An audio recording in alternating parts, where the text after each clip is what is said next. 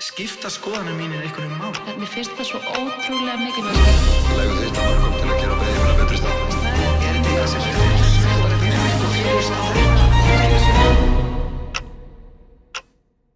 Rafn Frankling, þjálfari og heilsuráðgjafi, velkomin 24/7. Takk fyrir það, gaman að koma. En það ekki? Já. Ég hef búin að hafa þig á listanum heil lengi og las náttúrulega bókina hérna fyrir ekki svo löngu síðan og var bara mjög hrifinn, sko. Geggjað. Þannig að mér langar bara til að hjóla mér í þetta, hérna botnaði þetta 360 gráður heilsa er. Góð spurning, bara strax varpa fram bombunni. Já, auðvitað. Sko, ég myndi segja að 360 heilsa er bara þetta konsept sem ég bjóð til fyrir nokkrum árum, sem er í rauninni, sem er svona reglífa hugtak bara fyrir alla þessa grunnþætti heilsu. Og þetta er bara það sem ég svona áttaði mig á fljótlega eftir að ég bara svona byrjaði að grúski í þessu öllu, þú veist, ég byrjaði að þjálfa, byrjaði í liftingunum og síðan fer ég að taka eftir því að það eru fleiri púsl í sögunni, þú veist, þú þarft líka að huga mataræðinu, ok, það var mataræð og liftingar og svo byrjaði komin svefnin. Ég var sjálfur að glíma við svefnvandamál, þannig að þá bætist svefnin inn í þetta, þannig að þetta er þá svefn, mataræði, hreyfing og svo dætti ég í aðra svona kaninuhólu sem er þetta sem ég kalla jafnvægi, sem er í rauninni þessi fjórði svona fjórða fymta stóðin af 360 heilsu og jafnvægi er bara svona reglífa hugtak utanum allt það sem að svona tengir einhvern veginn heilbrigðan lífstíl saman. Þú veist, það er streitustjórnun, það er félagsleg heilsa, þú veist, bara markmiðasetning, þú veist, draumar og allt þetta. Öll þessi svona litlu atriði, eða litlu og stóra atriði sem einhvern veginn bara svona tengið allt saman. Þannig að það er 360 heilsa. Já, ég er, sko, með þetta jafnvægi, sko, við erum alltaf að leita þessi jafnvægi. Ég lærið einhvern veginn það, sem hjálpaði mjög mikið. Ég er aldrei að fara að finna þetta jafnvægi beint. Nei. En ég nálgast það kannski, fattar mig. Ég maður alltaf að finna, ég maður bara að finna millivinn í þessu og finna þetta jafnvægi og svona. Ég held maður að finna það aldrei, fattar mig. Algjörlega, en er það ekki bara dansinn, þú veist? Það að vera alltaf í þessari leita jafnvæginu er í rauninni kannski bara jafnvægi sjálft. Algjörlega, það er mjög góð pæling, dansinn. Ok, þannig að þetta er svona heildræn heilsa bara. Hvað hérna segðu mér, hvað er fólk að klikka? Svona helst ef við tökum bara mataræði. Nú erum maður að pæla í mataræði byrjun ás. Sko, góð spurning. Ég held að sé bara rosa mismandi eftir fólki, mismandi vandamál alltaf. Svona ef ég þyrfti að tala um einhver mynstur að þá held ég að við höfum náttúrulega verið allt of fókuseruð að mínum mati á hitaeiningar og allt of lítið fókuseruð á næringu. Þannig að við höfum verið svona rosa upptekin af í rauninni bara, við erum upptekin mjög mikið af útlitinu og þú veist, holdafari og þess áttar og sem er náttúrulega mikilvægt en ég held við ættum meira að vera að hugsa um bara hvernig okkur líður, skilurðu, bara í rauninni hvernig okkur líður líkamlega og ekki síður andlega og það er náttúrulega að spila mataræði stórt hlutverk og þá er það næringin sem við setjum ón í okkur sem að skiptir náttúrulega miklu máli, eins og þú veist, náttúrulega spáði mikið í mataræði, að það er lykillinn upp á bara að líða vel og hafa orku og vera hraustur og heilbrigður og mér finnst bara svona pínu sláandi hvað við spáum lítið í það. Við erum ekkert mikið að hugsa um að tryggja við sem að fá nóg mikið af vítamínum og steinefnum og næringarefnum. Við erum meira bara að hugsa um, er þetta að fara að fita mig eða ekki og í öðrum orðum bara er ómikið kaloríum í þessu. Og mér finnst þetta svo rosalega mikil svona, bæði bara svona yfirbóðskennd hugsun og bara svona yfirbóðskennd hugsun að spá bara í þessu. Þannig að þetta myndi ég segja væri klárlega eitthvað sem við ættum að snúa svolítið við. Klárlega, maður upplifir það sjálfur, maður alltaf hefur verið sjálfur þar að pæla bara ógeðslega mikið í bara hvernig ég líti út af því að borða, hreyfa mig og refsa sjálfur sér og setja sér strangar reglur og allt þetta og einhvern veginn þegar maður náði einhvern veginn að snúa svo við þannig maður, þú veist, þetta er meira bara þetta er eitthvað sem ég ger og mér líður vel þegar ég ger þetta, þú veist, mér líður betur þegar ég borða hollar og að fyrst óhollar, mér líður betur þegar ég fyrir æfingu og að fyrst ekki æfingu þannig er það bara miklu sterkari hvati og útliti verður einhvern veginn, fattar mig, það bara líður vel. Og náttúrulega hugafarsbreytingin svo ógeðslega stór út af því að þú ert allt í einu eins og þú varst að tala um í staðin fyrir að vera bannaðir eða skammtaðir x margar hitaeiningar og allt svona í þessu refsi skyni, þá ert allt í einu farin að horfa á mat sem í rauninni uppbyggjandi og jákvæðan hlut. Þú ert að hugsa já, ég ætla að fá mér þetta til að næra mig en ekki ég ætla að sleppa þessu og ég má ekki fá þetta eða ég að fitna eða þetta mikið kaloríum, eða skilur mig. Þannig að hugarfarsbreytingin ótrúlega stór undir yfirborðinu þó að breytingin sé kannski bara að þú svissaðir þessum matvælum. Já, og hvað gerist þegar þú hugsar, ekki hugsa breyka fíl, ekki upplega tilfinninguna, þrýstæðin frá, þá líklega hugsunin ná í stjórna þér saman með mataræði. Og þetta náttúrulega líka bara sagan endalösa með fólk sem að fara í matakúra eða alltaf að eldast við þetta, svona þessar skammtíma lausnir, að þá fer það í þessi boða bönn, það banna sér allt í einu þetta, það komið á keto og þá má nánast engin kolvetni og þá það bara eina sem þá ertu með kolvetni bara á heilanum út af því að þú ert alltaf að hugsa ég má ekki fá nema þetta mikið og svo framvegis. Og það eitt ef einhver sem svona vel sísonaður í mataræði og næringu og hefur áhuga á þessu og langar að fara á eitthvað ketomataræði eða hvaða mataræði sem en fyrir meðal mannin, þetta bara óþarfa hausverkur og þetta býr bara til svona pínu brengluð samband myndi ég segja við mat í mörgum tilfellum. Já, ég held líka bara, við talar langar í skammtímalausn og við erum ekki nógu þolum með að leggja vinnuna til lengri tíma þegar maður sér ekkert muninni borða eina á alla máltíða fyrir einu sinni ræktina. Þú sérð þegar þú ert búin að fara kannski 1000 sinnum eða kjósa hollu máltíðina 100 sinnum, þá kannski fer að finna einhvern mun, En við einhvern veginn, af því að þú talar þín vegferð hefur verið í mörg ár og ég veit þú ert alltaf að hlaða upp á hana. Þú áttaði á því fyrst áttaði á hreyfingu, síðan áttaði á mataræði, síðan áttaði á svefni, síðan áttaði á jafnvæginu og síðan hlaður alltaf upp á þessar pælingar, hvaða þættir eru svefni sem get ennþá bætt meira, hvað með mataræði sem ég veit ekki sem ég get bætt ennþá meira og svo framvegis. Þetta tekur bara mörg ár í raun að komast þangað, en ég held að flest vilja bara vera að koma þangað núna. Algjörlega. En þetta tekur svo, það þessi litlu skref, dagstæðlega, sem hjálpa mér að átta að segja á einhverju í tengslu við eitthvað sem tengist heilbrigði, hvað veit ég að ég sé að gera sem að gera mér vont en ekki gott og gæti ég kannski breytt í pínulítið, bara pínulítið, gaukutúr í 5 minútur eða whatever, en ég held bara að þetta sé við þurfum að vera þolumóðari, þurfum að breyta nógu litlu og eftir langa tíma þá fyrir að sjá sigurinn, en þú sér það ekki strax. Nei, og það náttúrulega bara, flestir, kannski ekki flestir, en margir sem koma til mín að þá nákvæmlega þetta hugafar að það vill í rauninni helst bara að hlutinir gerust í gær. Það kemur þegar það einhvern veginn komið með svona ákveðið ógeða sjálfu sér og bara ég þarf að gera eitthvað strax.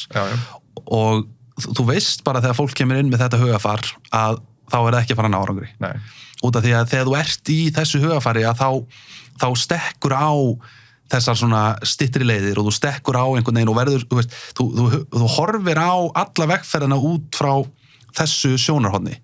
sem bara áskrift á eða uppskrift á bara failure. Þú verður í rauninni eins og þú ert að segja að hugsa þetta í svona litlu skrefum og hugsa þetta eitthvað sem þú sérð fyrir að geta gert það sem eftir Algjörlega. Og þannig að þó að það væri ekki nema 5 mínútna göngutúrar ef þú sérð ekki fram að þetta geti verið sustainable partur af lífstílinum, þá ertu ekkert að fara að gera það, eða skilur. Þannig að verður að vera eitthvað nógu lítið og nógu svona fittandi inn í þín lífstíl núna og þaðan getur þú svona mjakaðir séð framhaldið og aðlaðið þig og allt framvegs. Ég meina, breytingarna sem ég hef gert á mínu lífstíl eru alveg sturlaðar, yfir þessi ár. Ég hef oft hugsað til þess ef ég myndi taka lífstíl minn núna og rétta sjálfur mér bara þetta plan fyrir 5 eða 10 ára síðan ekki séns að ég hefði geta bara fyllt þessu í meira en viku. Af því þetta hefur verið alltaf flókið, þú hefur að taka allt og marga þætti inn í myndina, þú hefur örugglega dottið í allt eða ekkert hugsun, ég verður að ólinnana ekki og hvað gerist það á bara doomed to failure. Og bara eitthvað sem hefði fyrir 10 ára síðan hefði verið bara mega einhvern veginn átak og álaga, bara mataræðisbreytingarnar. Ef ég hefði fengið bara svona matseðilinn skrifað niður, bara eins og ég borða eðlilega, eða bara venjulega í dag og rétt mér sjálfur mér fyrir 10 árum þetta hefði verið bara eins og einhver meðaljón að fara bara á eitthvað fitnessmataræði eða skilur, sambærilega upplifun að bara mér hefði fundist þetta svo ótrúlega erfitt og á þeim stað þá var ég vanur bara allt öðru og þar var ég einhvern veginn, ég var að borða miklu meira á óhollum mat og bara, ég var á allt öðrum stað og þess svona, í rauninni meikar engan sens að áætla að fólk geti gert svona drastiska breytingar og bara viðhaldið þeim frá núlpunkti. Ég varð að mjaka mér í þessa átt og nú þetta bara effortless, nú þetta bara mataræðið mitt og ég nýt þess en það út af því ég tók þessi litlu skref í áttina þess og það bara vegferðin sem síðan bara lífið þitt, skilurðu? Algjörlega. Það þetta jafnvægi milli hvað út staðsettur, hvað þú veist og hvað hæfni þú hefur og hvað áskorun þarf að takast á við Þannig að ef ég hef aldrei hreyft mig bara að ég hreyfi mig rosa lítið þá kannski bara 10 mínútna göngutur, 5 mínútna göngutur bara fín áskorun til að byrja með. Síðan bara eftir mánuð eða eitthvað bætir bara við eða þú vilt gera það ekki. En ef ég ætla að fara að skokka í hálftíma eða klukkutíma,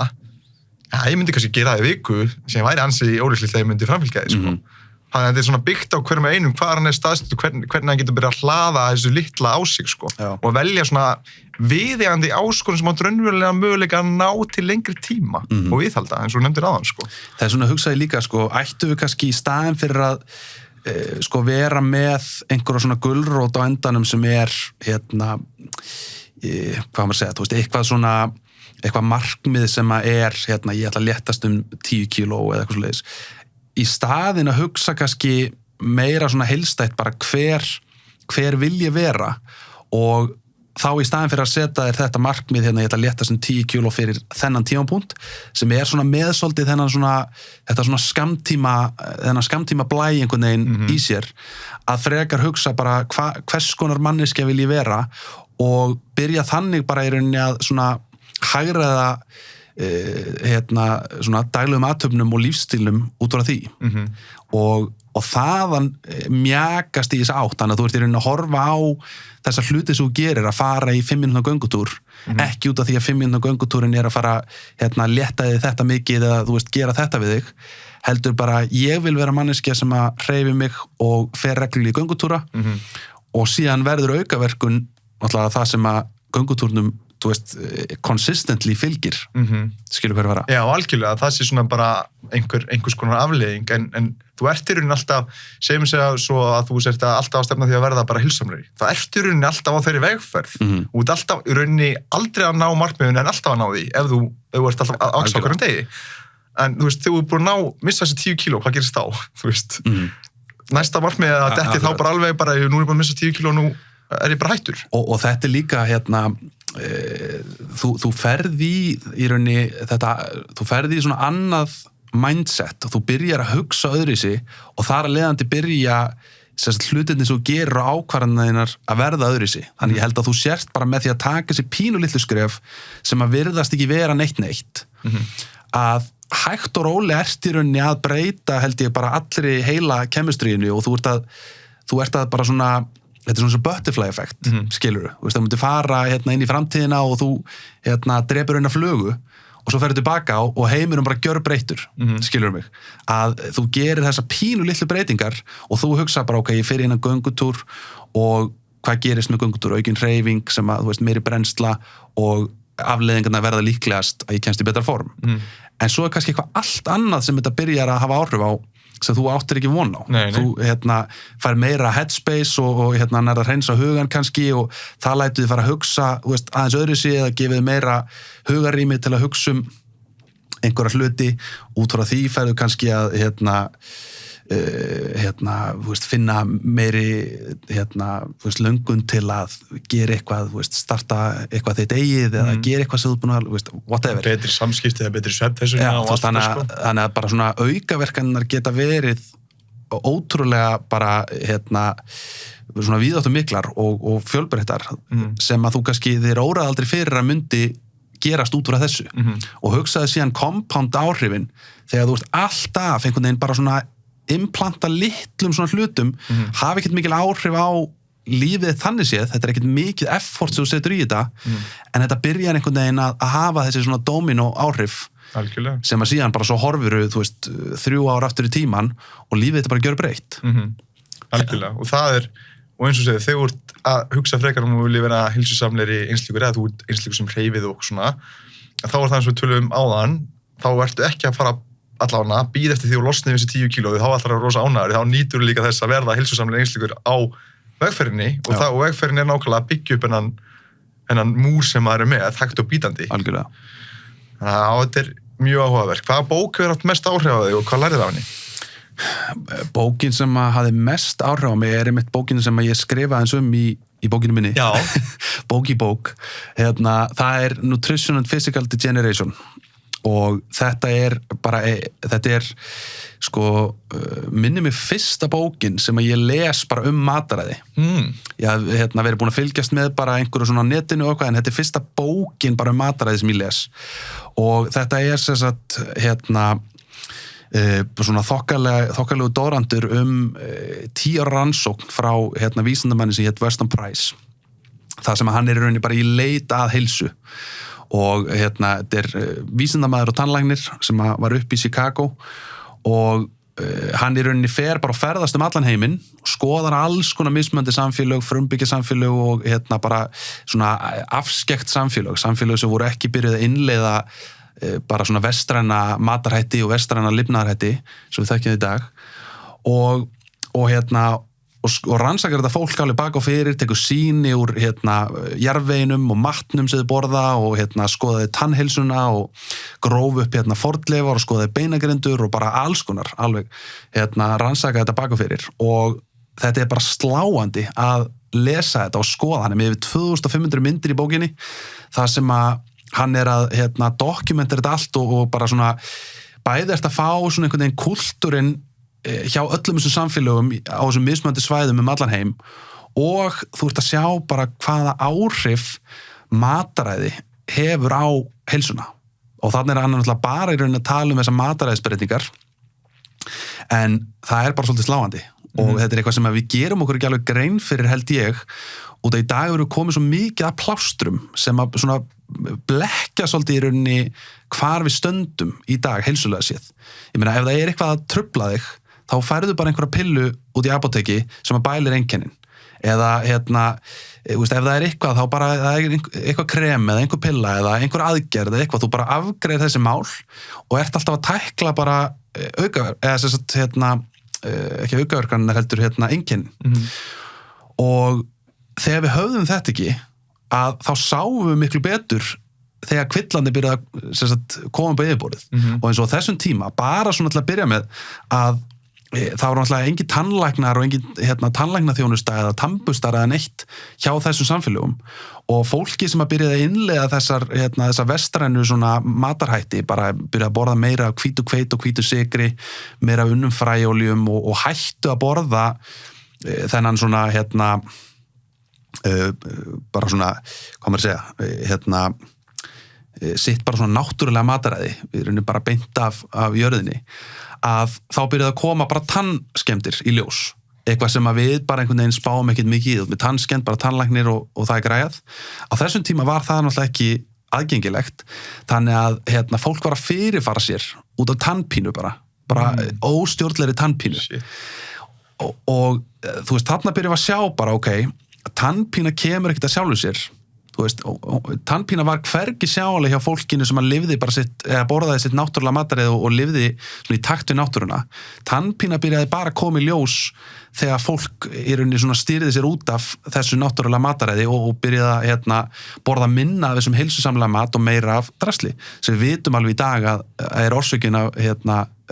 tannskemmdum en það sem við gerðum í staðin fyrir að kveikja á þessu, þetta er það sem er að valda tannskemmdum, skulum fara bakka nokkuð skref og fara aftur í bara mataræðið og lífstílsvenjurnar sem að halda tönnunum okkar heilbrigðum, þá hugsaum við bara hvernig lögum við skemmtu tönnuna og höldum áfram í ruglinu, skilur og þetta erum við svolítið búin að gera með allt, við erum alltaf bara að díla við einkenni og við erum að finna leiðir til að leysa bara næsta og næsta einkenni í staðin fyrir að skoða hver er rótin af vandanum og hvernig getum við snúið við og bakka þau skref sem þarf til að komast aftur á núllpunkt, þar sem við erum bara heilbrigð og hraust, skilur við. Og þetta eru bara svona ótal dæmi þetta og þetta dokumentar hann í bókinni bara hvernig við erum að byrja að taka þessi fyrstu skref í átt að þessari niðurnýslu og það er svona heitir bókin Nutrition and Physical Degeneration sem þýðir bara í rauninni physical eða svona líkamleg niðurnýsla og hvað hlutverki næring spilar þar og þetta er bara ótrúlega mögnum bók og ég man ég skrifaði einhverja grein þetta fyrir einhverjum árum og fekk svona smá gagnrýni út af því að fólki fannst þetta svona einhvern veginn of ýkt en þá er það einmitt punkturinn að þetta er ekkert þeim fannst of ýkt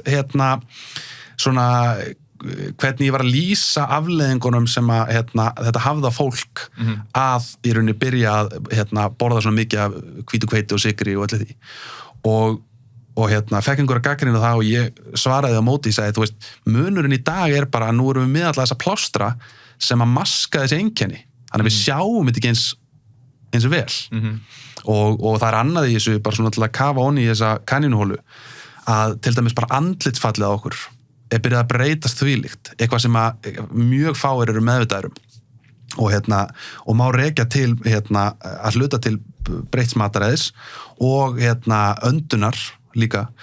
að við erum komin í dag eða mörg okkar með miklu þrengri og mjórri andlit. Þau eru að þrengjast og mjókka. Við erum með minna, við erum með veikari kjálka sem að verður til þess að í rauninni við höfum minna pláss fyrir til dæmis tennurnar okkar sem verður til þess að við erum líklegir til að þróa með okkur skakkatennur. Öndunavegurinn verður oft þrengri og það er til dæmis það sem að var að hrjá mig sem ég var að tala um áðan að svefnin var í ólagi að það er út af því að ég er með aðeins og þröngan öndunaveg og þetta er út af því að í rauninni út af mjókkuðu andlitsfalli að þá er ekki eins mikið pláss fyrir öndunavegin. Þannig að hann verður þrengri, nasaveginir þrengri og ég anda verð, sef verð, þú veist, og svo framvegis. Þannig að þetta er búið að hafa ákveðin heilsufarsleg áhrif á mig. Þetta er það sem við erum að sjá í bara þvílíkt auknum mæli hjá fólki í dag. Og ef þú skoða myndirnar af þessum frumbyggjarsamfélögum, að það eru andlitsföllin á þessu fólki allt öðruvísi, miklu breiðar í andlit, hver einn og einasti maður með beina tennur út af því að það er miklu meira pláss í munnunum fyrir tennunar og alls konar svona hlutir. Þetta er eitthvað sem að, þú veist, mjög fáir eru meðvitaðir að sé í rauninni svona þróunin sem er eiga sér stað á heilsun okkar. Skilurðu? Algjörlega. Og en hvað verður til þess að við séum að setja þessa plástra því oft er kannski einhver sem greinist með einhvers konar kvilla eða eitthvað svoleiðis og það auðveldalega náttúrulega bara að fá lyf, skilurðu, sem geta gert bara gott í góðum tilvikum en það er fullt af aukaverkanum á lyfunum staðin fyrir að hugsa bara hvað á ég ekki bara að breyta mataræðinu eða þú veist, breyta svefninu mínum eða þú veist, reyna að efla hreyfingu og svo framvegis og ég held, þú veist, stuttumáli held ég að sé náttúrulega bara að það eru stóri kraftarna bakvið, svo þú talar líka, en líka bara ábyrgðin einhverju leyti, þú veist, ég ætla ekki að setja alla ábyrgðin einslinga, það er einhverju leyti ábyrgðin á okkur, af því að við viljum fá þetta, eins og við tölum svo sem áðan, við viljum fá einhverja skyndilausnir, en við erum ekki tilbúin til að leggja á okkur vinnuna sem felst í því að breyta þessum grunni, af því að það er bara fokk erfitt, sko. Já, algjörlega, ég held að séu rosalega margir þættir sem spila þarna inn og í rauninni allt þetta sem þú nefnir, það eru þessi hagsmunaöfl sem náttúrulega eru á fullu að íta þessum plástrum á okkur og annars vegar að það er erfitt að gera breytingar það eru önnur hagsmunaöfl eins og bara matvæleiðnaðurinn og fleiri sem er að flækja þetta fyrir okkur, þú veist, með alls konar misvísandi skilaboðum bæla niður, þú veist, áhrif til dæmis, sykurs og annara efna á heilsun okkar og síðan held ég líka að við séum svona upp til hópa með pínu ofnæmi fyrir því að taka ábyrgð á sjálfum okkur. Við viljum einhvern veginn íta ábyrgðinni bara á einhvern annan og þú sér það bara með alls konar hluti að það eru ekki það margir sem eru tilbúinir að taka fulla ábyrgð á sjálfu sér og bara bæði á heilsunni sinni og bara lífinu sínu í heild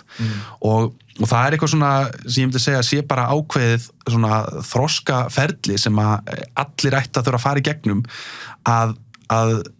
snúa þessu hugafari bara í hausnum á sjálfu sér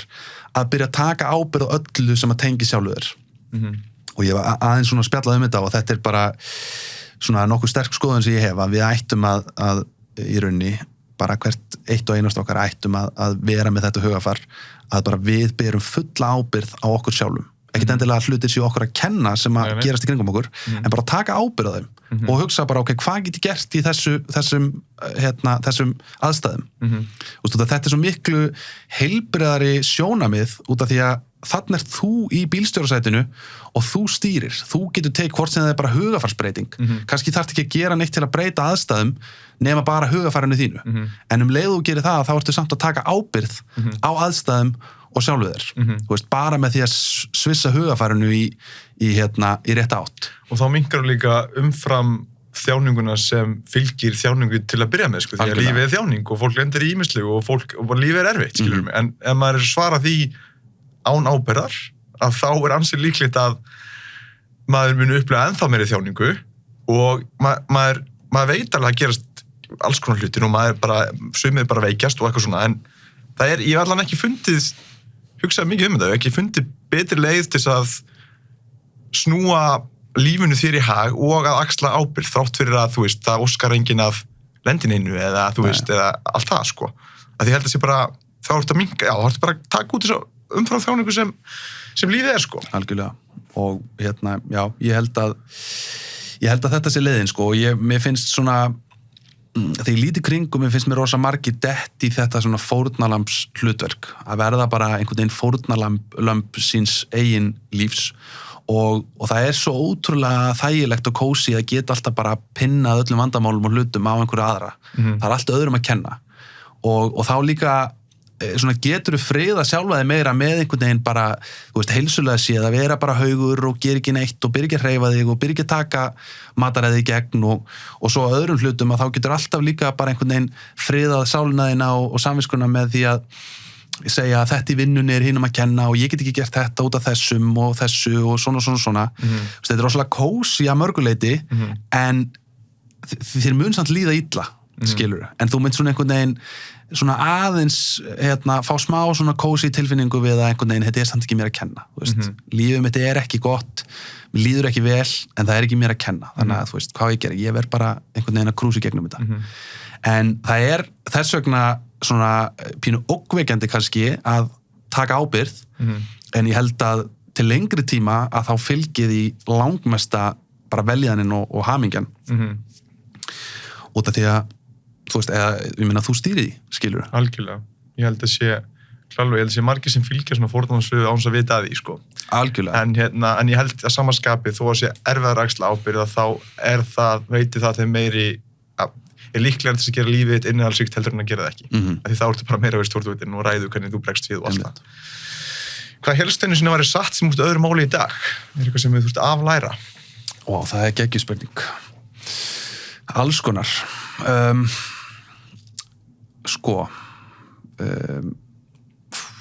ég hefði þurft að melta þetta svona aðeins áður það mikið örugglega góðum hlutum veit ekki hvað mér dettur í hug núna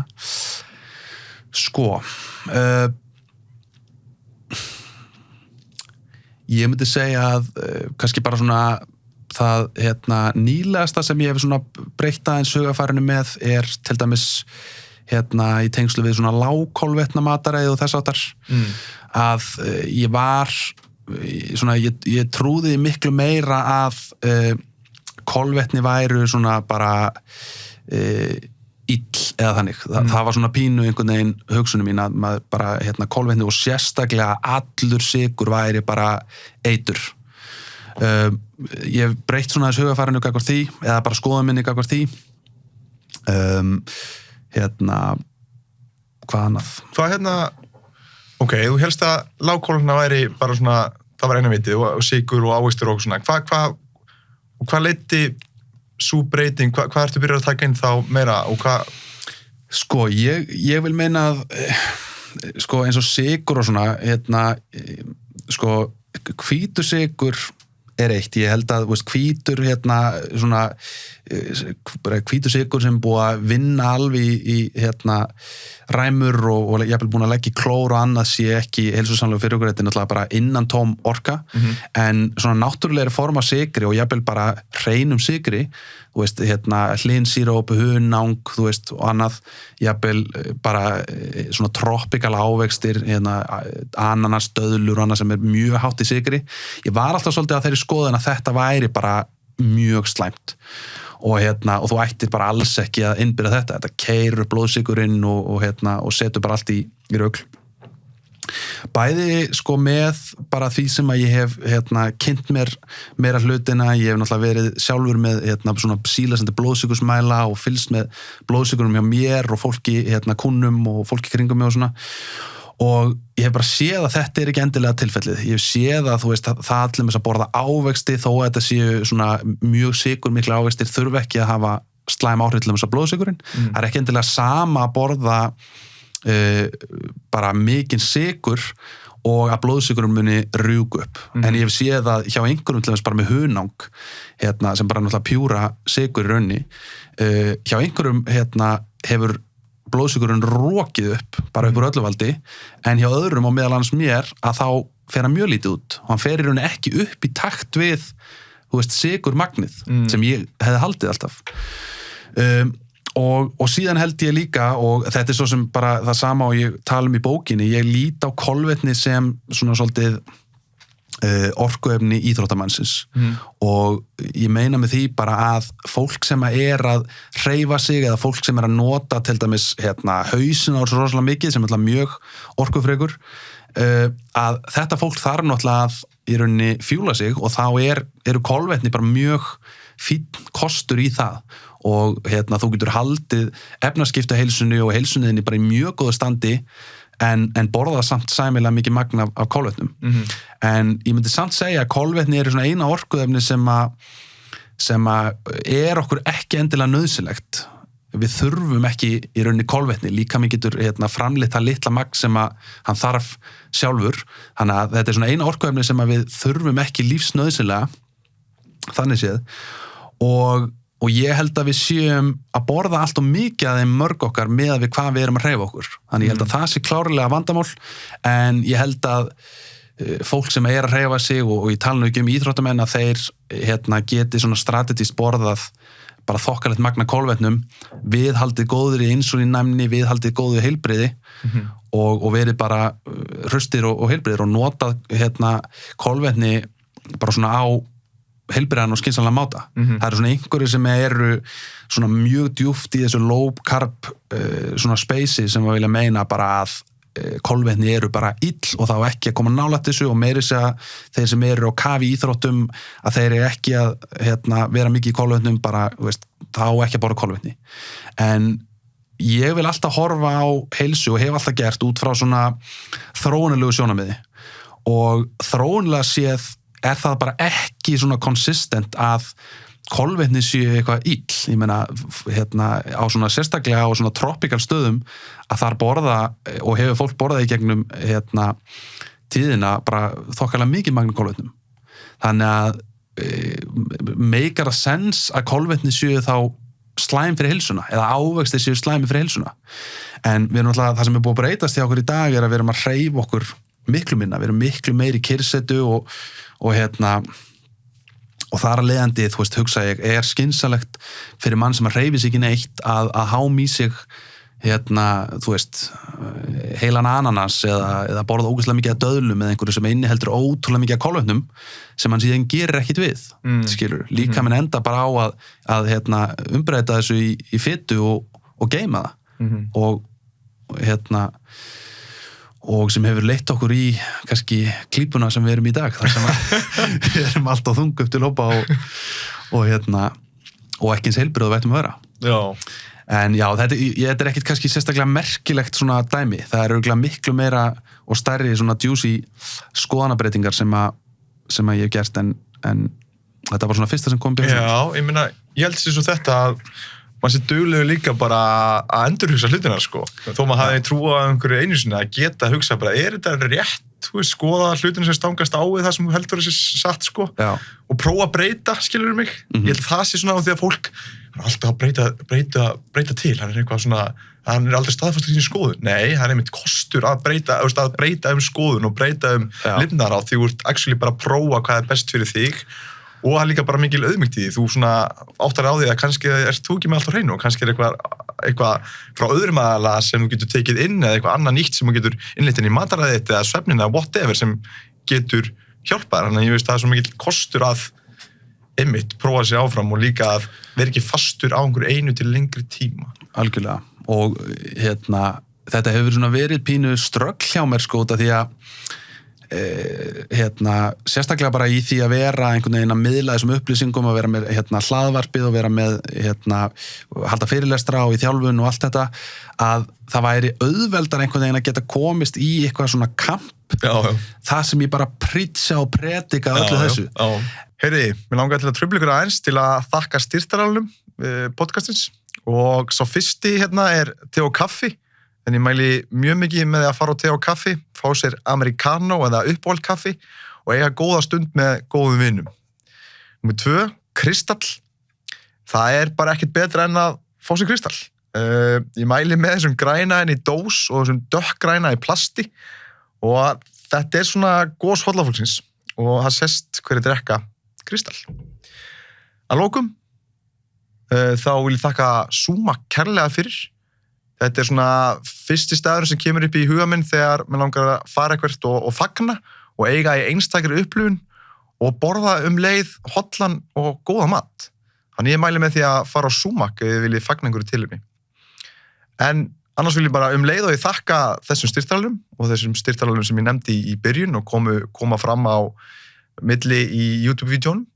að þá vil ég þakka ykkur kærlega fyrir að gefa ykkur tíma til að horfa, af því að ég mjög þakkláttur fyrir það að þið sé að verja ykkar tíma í að horfa og hlusta á 24/7, og án ykkar þá væri ég ekki hér og fengi ekki tækifæri til að gera þetta áfram, þannig að bara takk kærlega fyrir og vonandi að þið njóti vel. Þegar þú ætlar að vera svona aðeins meira gagnrýnin og ekki einhvern veginn of snöggur að stökkva í einhvern svona hóp, og þetta einhvern veginn allt svona sikkorir svona ættbálkarnir sem að fólk búið að planta sér inn í. Það þú veist, keto og low carb spaceið, og svo þú veist, macro spaceið og calorie spaceið og þú veist, allt þetta. Og það háir mér pínu að einhvern veginn ég svona tregari að miðla ákveðnum upplýsingum, og ég svo ennþá einhvern veginn ekki búin að mynda mér skoðun, skilurðu. Þannig að maður með allt þetta fyrir framan sig, þessi segir þetta, þú veist, þessi sérfræðingur sem að ég hef mikið álit á, hann segir þetta, svo með annan sem ég hef líka mikið álit á, hann segir akkurat andstæðuna. Og ég svona einhvern veginn gerir mér ekki alveg grein fyrir, þú veist, hvar ég hallast, eða hvað átt ég hallast, og þá svo erfitt að ætla síðan að vera þessi miðlari á upplýsingum, og það fólk spyr og fólk spyr oft svona kannski svona spurninga í leita bara svona einföldu og hnitmiðu svari. Og ég alltaf leiðilegi gæinn sem að segja þú veist, veldur á ýmsu og kem síðan með einhverja rullu hvaða faktorar spil inn í, og í staðinn fyrir að gefa bara, þú veist, á ég að fara low carb, á ég að fara keto, þú veist, í staðinn fyrir að segja já eða nei, þá kemur eitthvað svona, veldur á ýmsu, þú veist, svona og skilur. En þetta bara fokkflókið, sko. Þetta flókið að mörgu leyti, en þess vegna hefur verið svona vegastikundar mínar hafa alltaf verið þetta þróunar sjónamið, og sem að mér finnst svona hafa hjálpað mér ótrúlega mikið að finna það sem ég held að sé svona ekki réttabrautin, en svona brautin sem að meikar mest sens allan fyrir mér, að það bara að horfa út frá hvernig höfum við þrifist á þessari jörðu síðustu 300.000 ár. Og það augljóslega höfum við þrifist á jörðinni út af því að við höfum enga tækni eða læknaþjónustu eins og við þekkjum í dag, og bara allt þetta sem hefur hjálpað okkur að mörguleiti, við höfum þetta ekki fyrir bara réttum 100 árum síðan eitthvað svoleiðis. En samt sem áður, yfir þetta bara 300.000 ára skeið, þess að við erum bara búin að lifa allslaus á þessari jörðu, þá vorum við að þrífast á jörðinni, sem hefur orðið til þess að í dag erum við einhverja biljónir á jörðinni af mannfólki, að það út af því að við stóðum okkur þokkalega hann áður fyrr og hugsaður með ekki neitt. Þannig að hugsa, hvað vorum við að gera rétt, og á þessum tíma, ég meina þessi lífstílsjúkdómar sem við þekkjum í dag eru rétt að koma upp á yfirborðið fyrir rétt 100 ári síðan. Þannig að nú erum við svona svolítið að beygja út af brautinni. Hvað vorum við að gera á undan sem að hélt okkur bara hraustum og heilbrigðum og í stakk búin til að díla við bara brútal náttúruna sem að við erum í rauninni svona svolítið laus við í dag, bara í okkar cozy heitt inn í húsum bara með dúnsengurnar og dúnúlpurnar og þú veist, þurfum aldrei að finna fyrir neinum óþægindum. Hugsaðu þér að bara lifa í náttúrunni, bara ruthless náttúrunni, þú veist, og þurfa þar að ekki bara survive heldur bara að reyna að þrífast í því umhverfi. Það þú veist, já, þetta er áhugaverðar pælingar og þetta er svona svolítið linsan sem ég hef hort í gegnum. Já, það er svona góður, það er gott öryggi að svona góður kjarni að leita alltaf í þróunum, hvað virkaði þar, hvað var fólk að gera og svo framvegist. Ég hafur svona, eins og þú segir, það er ástæða af hverju við erum hér í dag í rauninni. Algjörlega. Og þannig að mér finnst alltaf gott að hengja mig bakvið á þróunum, sko. Hvaða ráð hefur þú fengið varðið þína sérfræðikunnáttu sem það magnað og vilt deila þið með okkur, eða það ömurlegt að þau þurfum að vara okkur við því? Þetta er svaðalega spurningabæki. Já. Hvaða ráð hefur þú fengið varðið þína sérfræðikunnáttu sem það magnað og vilt deila þið með okkur, eða það ömurlegt að þau þurfum að vara okkur við því? Það er mjög góð spurning.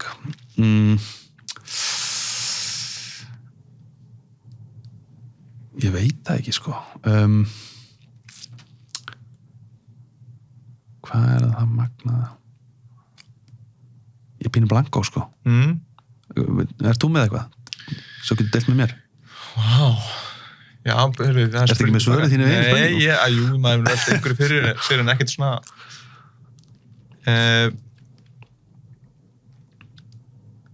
Í þá sálfræði spacinu. Já. Þegar stórt er spurt, sko. Þegar stórt er spurt. Ég ætla að segja, það er samtvinnt. Það er kannski að þú átt, sko munurinn sem ég man, þú ræddir þetta við hana Helgu með andlega jákvæði sálfræðinni, með samkendina. Sjálfsamkend af því sjálfsgagnrýni. Já, ég man eftir þessu spjalli. Það ekki. Já. Ég man eftir því að voru að tala þetta og það er oft svona að ég var að ég las bók sem heitir The Compassionate Mind og fólk heldur ofta þegar maður sýnir sjálfum sér sjálfsvinsemd og sjálfsamkemd basically, að þá er fólk svo hrættur að verður gott við sjálfa sig og þess vegna verður engin hvati á að ná markmiðunum sínum. En ég held það að sýna sjálfum sér samkemd þegar maður mistýgur sig, þú veist, segjum sér svo að ég fæ mér orð nammi á sunnudegi en ég ætla ekki að fá mér nammi á sunnudegi. Og mánudegi er ég bara brjálaði við sjálf mig. Ég er bara helvítis súkulegstykki sem ég fekk mér og bara hamast á rektinu og setur mér ennþá strangari reglur, þannig að ég er að reyna að refsa sjálfum mér. Hvað fyrst það að vera bara, ok, ég fekk mér hann að súkulega á sunnudegin. Ég ætla samt ekki að vera vondu við sjálfum mig út af því. Ég tók eftir því, ég gerði einhver mistök. Ég ætla bara að bæta það næst. Í staðinn fyrir að berja sjálfum sér niður til þess að þurfa að bæta þig, að sína þér sjálfsvinsemd, af því að þá ertu líklega til þess að framkvæma þessar breytingar sem skipta máli fyrir þig. Þannig ég skipti svolítið það að vera bara alltaf sjálfsgagnrýnin og þannig með því að vera svona góð við sjálfa mig, af því að það hjálpa mér að verða betri útgáfa af mér. Varstu þar mikið? Ég var svolítið mikið í gagnrýni sjálfa mig, bara ef ég, þú veist, tók ekki full force æfingu eða ég borðaði mat sem ég átti ekki að borða, eða ég gerði eitthvað sem ég átti ekki að gera, þá átti ég til að bara, þú veist, tala illa við sjálf mig, sko, og þá refsaði ég mér, sko. En það er kannski svona núansið í þessu sem að ég var að ræða svolítið við hana, það er, þú veist, munurinn á þessum svona aga, sem að kemur samt bara eins og þú myndir sína barninu aga út frá ást, að þá ertu stundum samt harður við barnið, en sko ég held að þetta geti mistúlkast sem, þú veist, í þessar umræðu og þessar hugsun, þú ert kannski búin að vera í niðurrifi í því svona mindseti og svo byrjar að tala um sjálfsást og samkennd og allt þetta og sem að umræðan hefur verið mikið í þessu spacei svona síðustu ár kannski, að þá farur svolítið á hinpólinn og það held ég að það gæti bara, og þetta held ég að sé svolítið tendensin okkar, er að við stökkum svona milli póla. Og svo stundum þá förum við frá einum pólnum yfir á hinn pólinn og þaðan síðan stundum náum við að stilla okkur af tilbaka í miðuna. En eigum oft til finnst mér fyrsta einhvern veginn stökkva svona yfir póla. Og það sem ég var að ræða var bara svona að við séum þá ekki að sko prjóna alveg yfir í hina áttina það sem að við upplifum bara einhvern veginn allt sem að mætti túlka sem að vera hörð við okkur, að það sé þá sjálfshattur og meiki. Já, nei, algjörlega ekki. Af því að ég er svo sammála, við fyrir svo mikið í póla og þetta er alltaf hvítt eða svart en þetta er meira bara grátt, skilurðu mig. Og ég er algjörlega sammála, ég er mikill talsmaður aga, sko. Bara að gera það sem maður ætlar að gera og þú veist, nota sér leiðir til að efla sjálfstjórnina sína og svo framvegis. Bara mikill áhuga maður það og hef trú á því. En á sama skapi þá er þetta alltaf svarið, það er einhver staðar á milli hana, sko, þú veist. Og það mætti kannski deilum, segjum Beggi er að keyra heim til sín klukkan 6 eftirmiddag, hann er ógeðslega þreyttur og hann ætlaði að fara á æfingu, en hann langar ekkert á æfingu. Hvort er meiri sjálfsást að Beggi segir, heyrðu, nú hættur þessu kjaftaði Beggi og hendir þér á æfingu. Þú varst ákveða að fara á æfingu, þú bara gerir þetta. Eða segja, heyrðu, Beggi, farðu bara upp í sófa og hafa það kósí, þú þreyttur í dag og þú veist. Ég held að segja drulla sér aðeins, skilur þið. Örugglega í flestum tilfellum er það málið. En þarna kannski er svona eitthvað svigrúm fyrir debate, þú veist. Ég var klárlega sammála þér, í flestum tilfellum væri það dæmið. En það er svona kannski misskilningurinn sem ég var að reyna að túlka við Helgu. Þú veist, hvar liggur línan og hversu auðveldlega er hægt að svona misskilja málin og byrja svolítið að hugsa alltaf í þessa átt. Já, ég verð að vera góður við sjálf mig. Núna ætla ég að vera góður við sjálf mig. Mér langar ekki á æfingu, ég þreyttur. Akkur er að refsa mér þegar mér langar ekki á æfingu að fara á æfingu. Á ég ekki frekar að hlusta á líkaminn og hann er bara þreyttur og fara upp í rúm og hafa kósí. Skilur? Já, ég algjörlega, þetta er mjög góð pæling en ég er svona meira að pæli þegar þú mistuðu þig, fattar mig? Já, þegar þú velur sófann, skilur mig? Ok, þú ert búin að taka ákvörðunina. Að fara þá ekki að rífa þig niður og segja, ok, ég gerði þetta núna, fuck ég bara fyrir á einhverjum morgun þegar hausinn minna segir mér og svo. En það er líka klárlega muninn, þú veist, út af því að niðurrif er alltaf, myndi ég segja, neikvætt, þú veist, það er að brjóta sjálfa þig niður, en að sýna þér aga með svona í rauninni ást á bakvið, að þar getur verið mjög harður við sjálfa þig og sett mikla kröfur, en þegar þú mistuð þig eða þér mistekst, að þá kemur ekki, sko, þú veist, sleggjan, að þá kemur bara, ok, þú veist, mistókst eða ég gerði þetta ekki eins og ég ætlaði að gera það, þú veist, bara, hvernig höldum við áfram, skilur? Algjörlega, ég held að það sé klálega einhver dans. Já, og ég er mikill talsmaður fyrir því, það er svona mentalitið sem ég hef sett svolítið á sjálf mig, að ég set mikla kröfur á sjálf mig og er með svona svolítið hermanninn á mér, en ég myndi segja að það komi út frá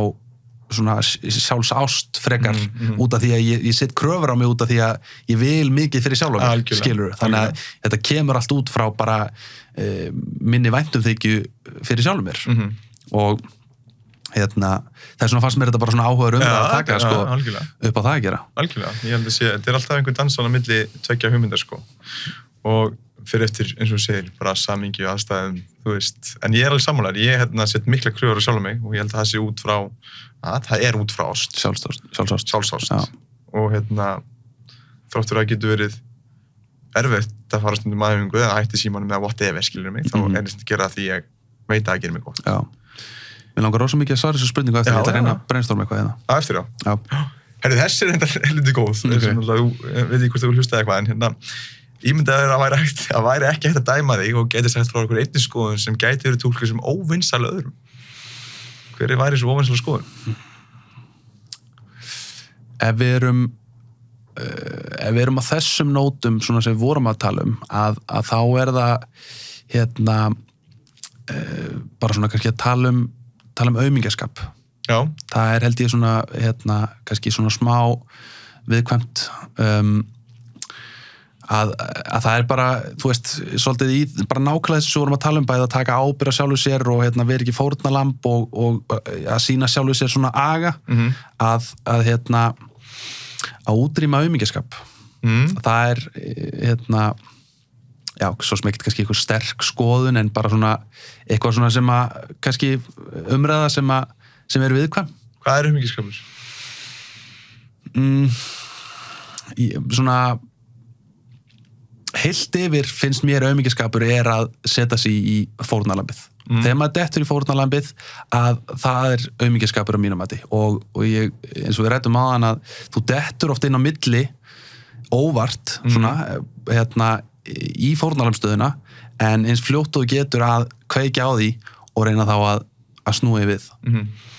Það held ég ætti að vera bara svona ef það er eitthvað sem þú ætlar að gera í sjálfsvinnu að þá ætti það að kveikja þessari meðvitund bara alveg í botn að fylgjast með sjálfu þér og taka eftir því út af því að þú munt gera það. Þú veist, ég gera það ennþá stundum í eitthvað svona fórnarlambs hugafar og gerir mér ekki grein fyrir því og ég vil að fólk í kringum mig calli það út svo ég geti áttum á því svo ég geti þá byrjað að snúa því við. Þetta finnst mér bara það allra versta og bara eins og við erum að tala með æfingar, þú veist, að vera bara of góð við okkur sjálf og ég segi það ekki ég meina þá þegar við erum í rauninni ekki að vera góð við okkur sjálf. Þú veist, að leyfa okkur að hafa það of notalegt bara ekki hollt fyrir okkur og þetta eitthvað sem við verðum og það að mínum mati aumingjaskapur. Þegar við erum bara að leyfa okkur allt of lengi að hafa hlutina allt of kósí. Okkur mun ekki líða vel, við verðum bara aumingjar og engin benefitar. Þannig að ég held að það sé svo erfitt eins og til og með þróun náðan því að við vorum alltaf að vinna út frá skorti. Alltaf að komast af og lifa af og fjölga okkur sko. En við höfum allt, það svo þægilegt að þó við fari ekki rektina núna þá ekkert að fara að deyja sko. Og þá það spurningum að þú veist að nota kósí heitin svona strategíst, þú veist, að vera hreinskilin við sjálfa þig og segja, ok, hvenar ég búin að vinna mér inn fyrir að hafa það núna náðugt og þægilegt og kósí, það eru staður og stund fyrir það og þá líka njóta þess bara í botn. En inn á milli að fara úr veginum til að búa til óþægindi og bara dæmi, þú veist, sem að ég hef svona tilenga mér, bara svona lítil dæmi, þú veist, ég fer stundum hávetur þegar ég keyri vinnuna á mótnana, þá sleppi ég að fara í úlpu og fer bara rosalega léttklæddur og læt mér verða ískalt á leiðin í vinnuna,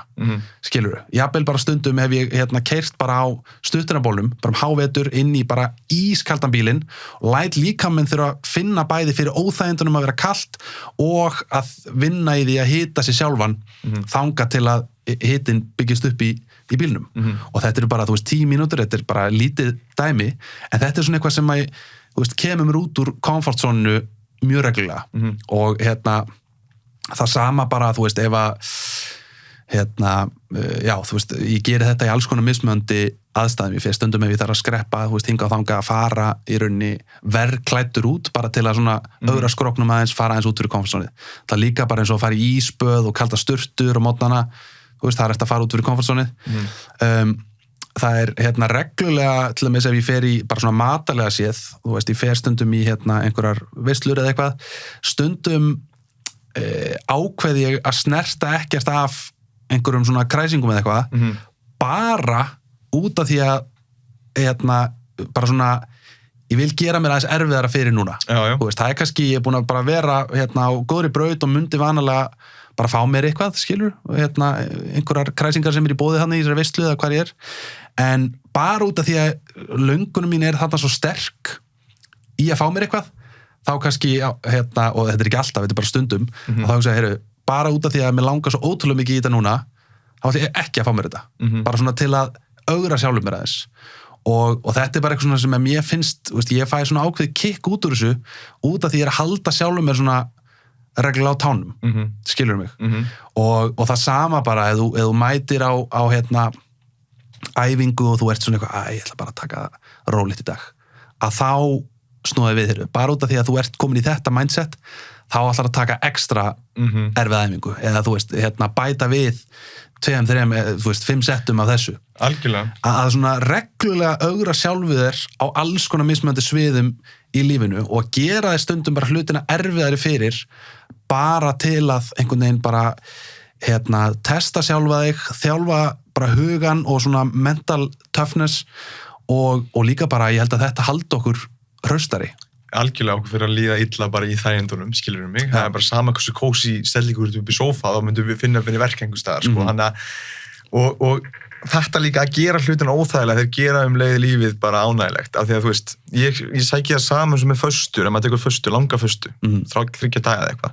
Ég er eiginlega að hugsa einhver líkamlega áhrif, ég er bara að hugsa þetta er bara eitthvað challenge fyrir mig hausinn, ég get borða hvenær sem það er ískápur 500 frá mér, nú ætla ég bara svona að láta reyna og get ég bara látið reyna á þetta borða ekki þráta og skoða mig frá kaffinu og sem stundum því ég var að hlaupa, ég var ógæslega veður úti, það væri bara svona, ég vil langar mér ekki að fara að hlaupa, þá allt í einu bara, ég verð að fara að hlaupa. Þannig að, þú veist, aðeins að gera sem maður langar ekki til að gera, því þá eflur svo sjálfa þig í þessu sjálfstali að þú getur gert eitthvað þrátt fyrir að koma ykkur rödd og segja þú getið ekki. Rétt og svo kemur alltaf þegar maður fyrir ísbaðið að sjóinn, bara drullar í pottinn, hvað er það að gera, ekki fara í kuldan. Sem gerur það og þú ert ógeðslega ánægður með sjálfa og þú gerð það, þið leið betur fyrir vikið, þannig að þetta er ógeðslega mikilvægt. Þetta er svona paradox eiginlega, þetta er svona ákveðin þversögn út af því að þú ert að fórna skammtíma veljan fyrir langtíma í rauninni svona veljan eða að þú heldur að það sem að virkar í fljótu bragði sem svona styðsta leiðin að veljan sem er kannski bara mig langar svo í pítsu núna gefur þér samt kannski minnstu langtíma veljan heldur en að sleppa pítsunni þá færðu ekkert dopamin hitt við að þú veist að borða pítsuna og sittast í sófan og slaka á en þá færðu svona þessa svona miklu ríkari en kannski vægari langtíma svona veljunatilfinningu að ég heyrðu. Ég svona, þú veist, ég yfirkomst þetta, þú veist, hennan barrier þarna, svona þetta smá challenge. Mér langaði ógeðslega mikið pítsu, en ég var harður á mínu og þú veist alveg hvaða benefittar fylgja því að sleppa þessari sveittu Dominus pítsu eða hvað það er, þú veist, að ég held að þetta gefi þér á heildarmyndina litið bara miklu, svona veljunaríkara líf. Algjörlega, af því að þú ert að með því að fórna pítsunni þá ertu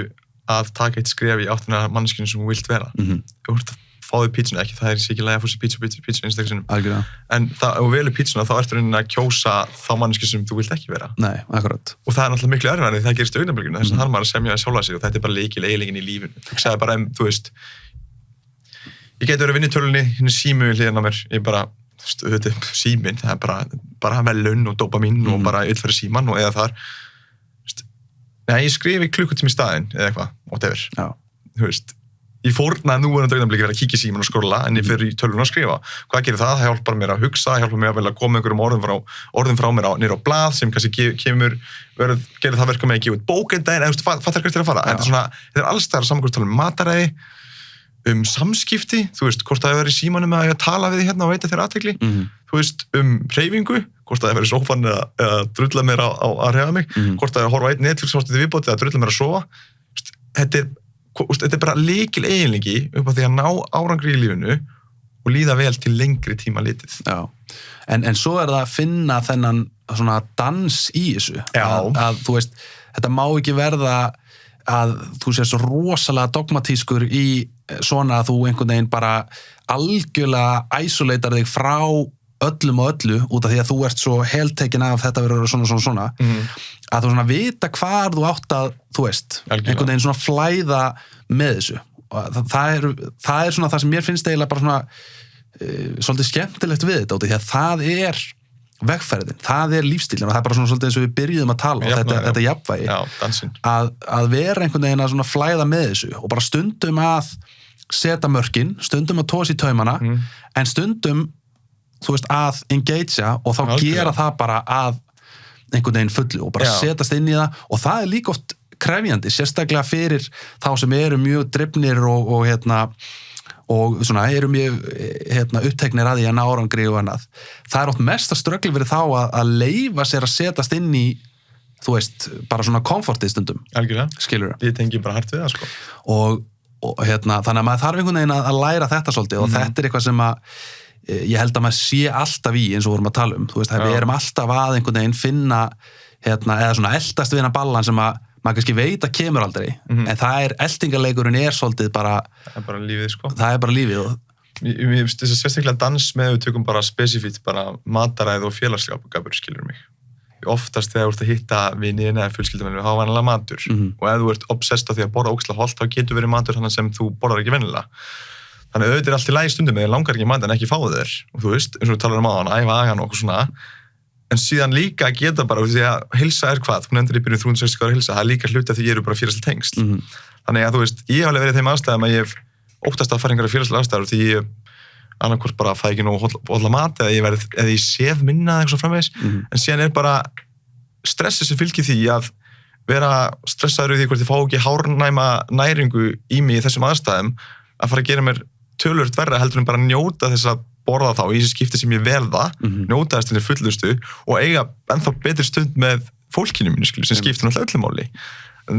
þessi dans maður alltaf að komast meira og meira að, en mér finnst svona, alveg svo nú í dag, þá,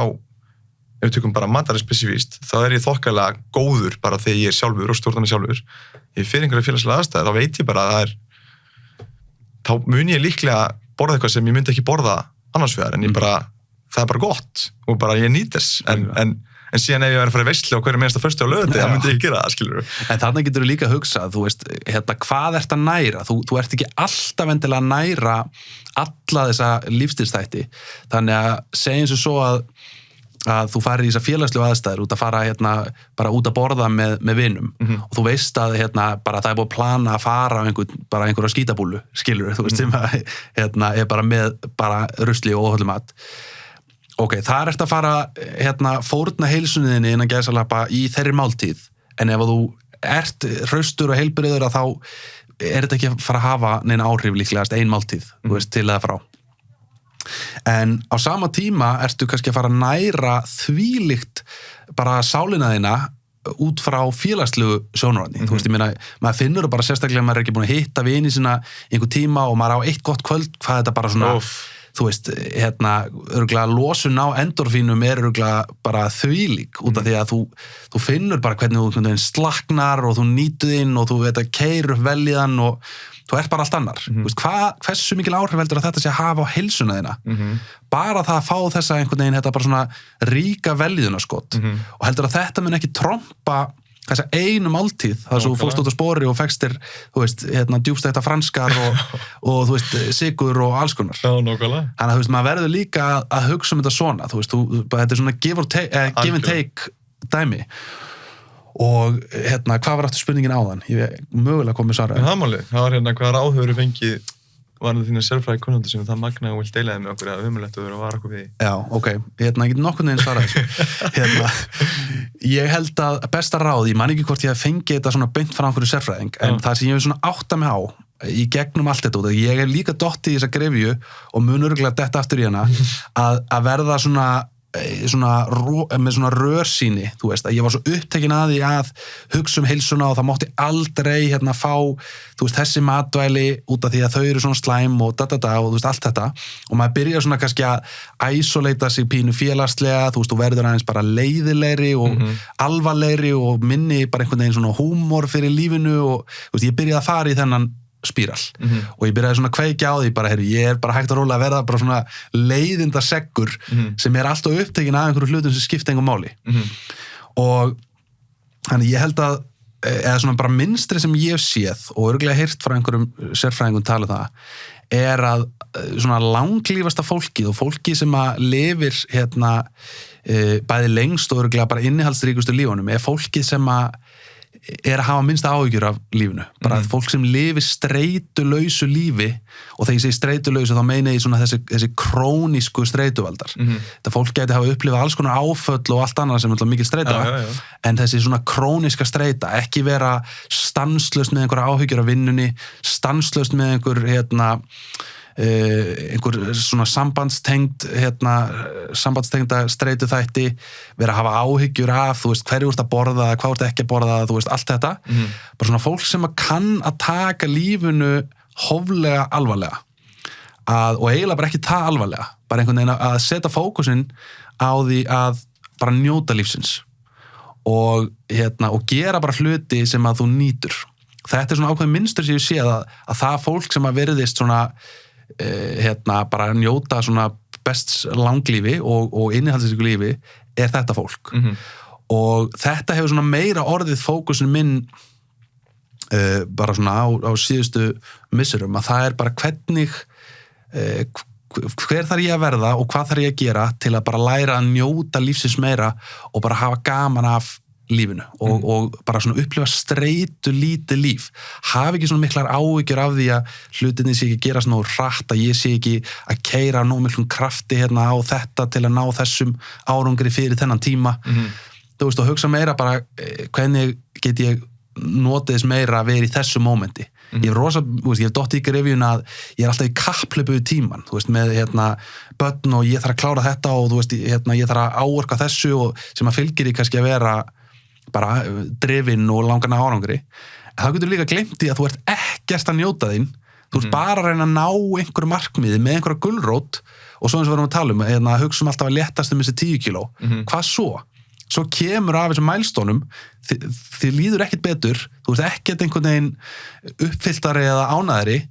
þú heldur bara áfram, þú veist, í þessum spíral sem bara alltaf þetta kapplaup og maður fattar bara hversu við erum vana dýr og við bara dettum í svona mynstur og ég held að bara svona árangursríkasta mynstrið bara einhvern veginn að bara svona settlast tilbaka og læra að njóta bæði stóru mómentana, þú veist, og bara eins og ég var í útlandum í daginn, þú veist, fara til útlanda og allt það stóra, en líka einhvern veginn bara litlu hlutinir, að kunna meta bara svona litlu seremóníunar sem að fylgja deginum, þú veist, að preppa kaffibóllan á mótnana, að setjast með tölvunin á kaffihús og þú veist, panta sér góðan kaffibólla, hvað fleira, þú veist, bara einhver svona litlar athafnir í tengslu við vinnustaðinn, eitthvað sem að, þú veist, allir vinnufélagarnir gera, þú veist, litlu kaffipásunar, þú veist, að bara svona læra hversu innihaldsríkt þetta getur verið ef að þú stillir hausinn rétt og læra að taka eftir þessu. Já. Og þetta eitthvað líka sem að ég algjörlega, ég einhvern veginn bara svona varð svona svolítið straight forward gæi sem bara, þú veist, af hverju að vera eyða tíma í alla þessa litlu hluti, bara, þú veist, afgreiða bara málin og áfram. En þetta það sem gefur lífinu lit, þú veist, þetta það sem að svona býr til upplifunina og hjálpa þér einhvern veginn bara að njóta, skilur. Og þannig að þetta plús það bara einhvern veginn að gera meira af hlutum sem að þú nýtur þín í, þú veist, gefa þér meiri tíma fyrir áhugamál og alls konar svona hluti, eitthvað sem þú ætla kannski alltaf að gera seinna, þú ætla fyrst núna, þú veist, byggja upp það sem þú ert að byggja upp eða safna pening eða hvað það þú veist, en svo fattar ekki að þú dettur í þetta hjól, þú ferð bara í þetta mynstur, það sem að þú kannt ekkit annað heldur en bara vera alltaf að keyra áfram, þannig að þú endur á að gera aldrei þessar hluti. Þú veist, bara klassist dæmi kannski einhvern svona vinnu alka sem bara alltaf að hugsa ég ætla að vinna og vinna og vinna og svo ætla ég að retæra snemma og þá bara lifa lífinu, þá ætla ég bara að lifa lífinu. Svo kemur að þessum degi þar sem þú átt helgapening og þú dörglega átt miklu meiri pening heldur en þú kannski þurftir til að retæra og gera það sem þið langa að gera. En þannig ertu búin að vera svo lengi á þessu hamstarhjóli og í þessu mynstri að þú kannt ekkit annað. Þú kannt ekki að sleppa tökunum og bakka út og fara að lifa lífinu. Þú kannt bara að vera í þessu kapplöpsmynstri og þessu vinnu einhvern veginn, skilur, í þessum gír. Og þess vegna held ég að því fyrr sem þú slítur þig frá þessu, setur bara í dag tempóð á lífinu sem þú vilt hafa, setur í dag áherslunar á áhugamálin og allt það sem skiptir þig máli og finnur þennan balans, þetta jafnvægi í þessu öllu, þá verður hver einasti dagur í lífinu þínu í rauninni bara svona draumurinn. Þá þarft ekki frí frá lífinu, sko. Þá þarft ekki frí frá lífinu. Og þá það bara, og svo getur út frá þessu mjakaðir í þessa átt. Þetta svona í staðin fyrir að fara í eitthvað átak núna í 3 vikur og síðan uppskera, að þá ertu bara í rauninni að aðlaga mataræðið núna þannig að þú getur oft notið inn og fengið þér eitthvað sem óhollt en þú ert líka að borða hollustuna og þetta gerir þú bara hverjum degi þannig að þú ert að njóta og aga þig á hverjum degi og þá ertu alltaf heilbrigður og í góðu formi og í góðu standi. Að það sama ég að meina varðandi bara lífið í heilsinni. Þú veist, þú verður að koma inn áhugamálunum inn alla daga en ekki bíða ég ætla núna að bara pína mig þú veist, í þetta mörg ár og svo ætla ég að kassa út. Ég held að það sé mistök. Og til að summera þetta langa rant, að þá held ég að sé bara að lifa meira streitulausu lífið, út af því að það eiginlega heimskulegt að stressa sig svona mikið á lífinu, þegar lífið svona ekki í neikvæðum skilningi skiptir ekki svona miklu máli þú veist, og lífið þitt skiptir ekki svona miklu máli í, sko, á heildamyndina litið, þannig að hvort að þú, eða þú veist, að þú að hafa áhyggjur af einhverju í tengslu við vinnuna eða eitthvað, þú veist, er pínu kjánalegt ef þú horfir á það í heildamyndinni, út af því að þú ert bara lítið sandkorn af heildinni og þess vegna áttu bara huga því að einblína á hvað veitir þér veljan og hvað gefur þér bara svona, eins og þú við talaðum, þú veist, bara hvað hvernig getur þú gert lífið þetta innihaldsríkara, þú veist, hvað er það? Og það er náttúrulega það sem í rauninni svona gefur lífinu tilgang og býr til ákveðna veljan. Þegar þú hefur einhverja stefnu, þó að hún sé ótrúlega erfið og krefjandi og krefst mikil að vinnu, en það er eitthvað sem að, þú veist, ef það er eitthvað sem þú nýtur. Og nýtu þess að vera á þeirri lagferð en ekki að berja sjálfa þig, bara ég verð að komast þangað á þennan stað og þá get ég slakað á. Af fyrst að þetta er einhver vegferð sem þú bara elskar að vera og nýtur þess þá inn á milli að, þú veist, detti óvænt kaffispjall með vinnufélagunum eða þú veist, þú ert í sturtunni að finna fyrir sturtunni að þú tekur örfið ekki vera þetta bara klukkutími, ég ætla bara að drífa hann af og bara ekki teygja, þú veist, að fara bara ég ætla bara að rækta hana því það er bara gaman, þú veist, ég hef verið á þeim stað, þú veist, mér finnst gaman að hreyfa mig að ég veitir mér ánægju ég stundum verið bara eitthvað, já, nú bara klukkutími nú það er bara, og ég bara, af hverju er ég að drífa mig að gera eitthvað sem ég elska, af hverju bara nýt ég sig og tek bara minn tíma, er þetta eitthvað slæmt skilurðu? Ok, ég tapar kannski hálftíma á því, ég er ekki mikið að, ég tapar, máli deilum það, sko. Þannig að maður er líka alltaf þarna, sko. Maður er alveg verið á þessum stað, sko. Algjörlega. Og að reyna að aflæra það, sko, að þú veist, gera, þú veist, til dæmis eins og bara, ef við tökum bara áfengi sem dæmi, eitt rauðvinsglas eða eitthvað, í góðránu hópi, ég oft hugsa svona að ég hætti alveg að drekka. Síðan finnst mér bara mjög fínt að fá mér eitt rauðvinsglas með öðrum. Og minnst það bara gera rauninni aðstæðanar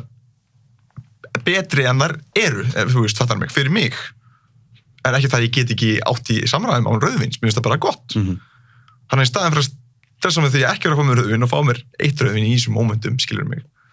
Að það er til dæmis eitt af því, þegar maður gætir hugsað það, ok, það er að fara að hjálpa mér, ég afkast ekki eins mikið á morgun að ég bara er að setja eitthvað eitur í mig, sko. En þú veist, það er samt líka að ákveða það úr í aðstæðum og þú ákveður bara það að vera stresslaus þrátt fyrir að þú sitt að fara aðeins út fyrir þitt box. Algjörlega sammála. Og þetta er ógeðslega áhugaverðar pælingar bara í tengslu við allt og eins og ég var að tala um áðan að sko svona gefa smá og taka smá. Já, veist, að finna þennan svona dans í kringu þetta og eins og ég var tala um þetta við þig einhvern tímann einmitt áfengi bara að veist, áfengi getur þjónað mjög miklum og góðum tilgangi fyrir marga ég meina, bara svona social lubricant áhrifin af áfengi þú veist, getur gert kvöldið þitt innihaldsríkara ef þú færið þér nokkur rauðvinsglös að þá, þú veist,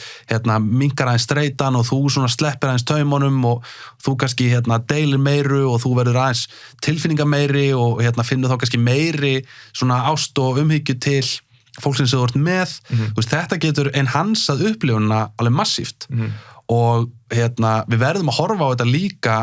út frá því, ekki það, þú veist, Við erum ekki að mæla með að fara að henda sig bara í, eins og segið, þetta er bara aðstæði fyrir sig, sumir höndla bara ekki áfengi, sumir geta drukkið í ákveðnu húfi og við getum horft á þetta með allt. Já. Og þetta er líka bara svona, þetta er svona núansið í, þú veist, umræðunum, en þarna þarftu líka að þú veist, vega og meta bara fyrir þig persónulega, þú veist, er þetta eitthvað sem að þú ræður við þetta, þú veist, stýrur þinni áfengisneyslu, þú veist, eða er þetta yfirleitt að koma þér bara í klandur, þú veist, drekkur aðeins og mikið og ert bara þunnur og ómögulegur og þú veist, ég heyri ótrúlega marga sem er alltaf að þusi og ég meðal annars líka stundum þusi við því, þú veist, af hverju var maður að drekka í gær, þú veist, það er bara óþarfi. En þá ertu líka kannski að fara yfir einhver ákveðin mörg, en líka, ég meina, kannski finnst þér þetta bara óþarfi, þá er það líka bara gott mál, en fyrir mörgum að þá held ég að þetta geti þjónað bara góðum tilgangi og þá að sjá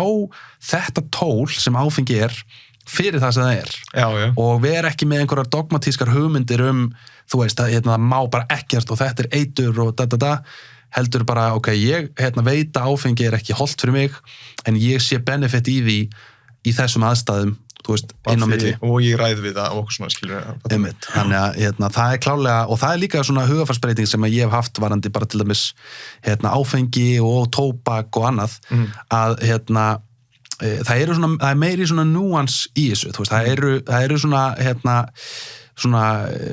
mismunandi hliðar, þetta er ekki bara gott eða slæmt eða já eða nei, þú veist, það eru alls konar svona pælingar í kringum þetta og ég held að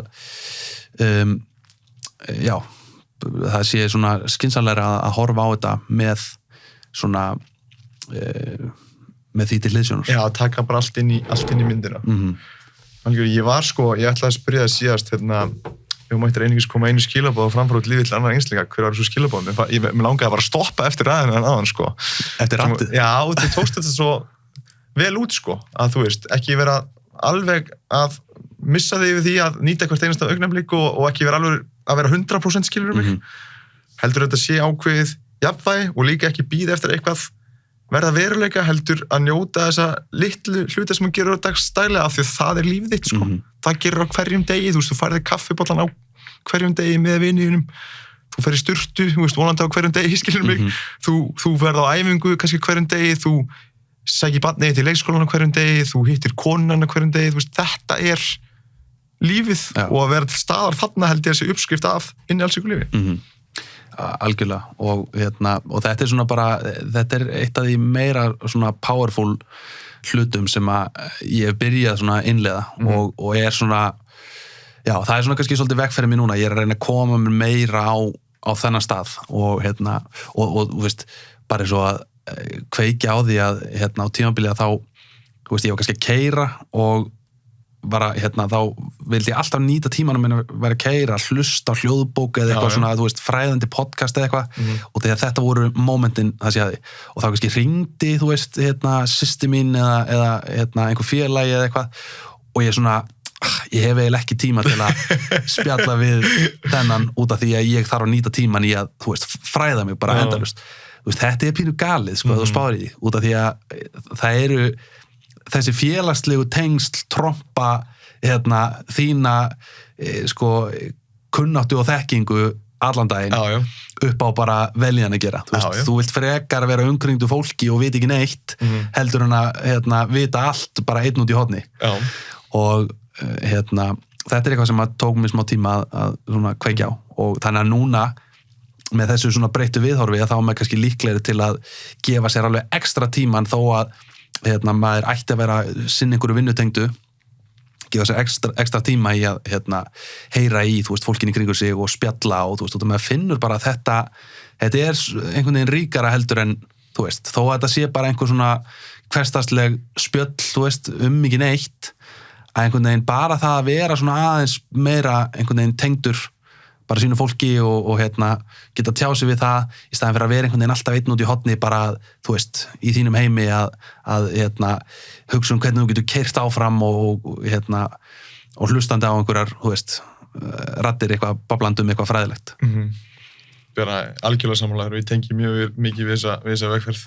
Við finnum það aldrei ef við nálgumst það, er það ekki? Jú, það held ég þessi málið, sko. Ég held þessum bara flottir á. Það ekki, var þetta ekki brákið? Ætlaði að farið ágætlega víðanvöld. Já, og bara takk kærlega fyrir að gefa þér tíma til að spjalla. Mér finnst bara mjög gott og gaman að tala við þig eins og það er svo sem alltaf. Og bara halda áfram að gera flotta hluti og bara gangi vel. Takk fyrir það, gaman að koma.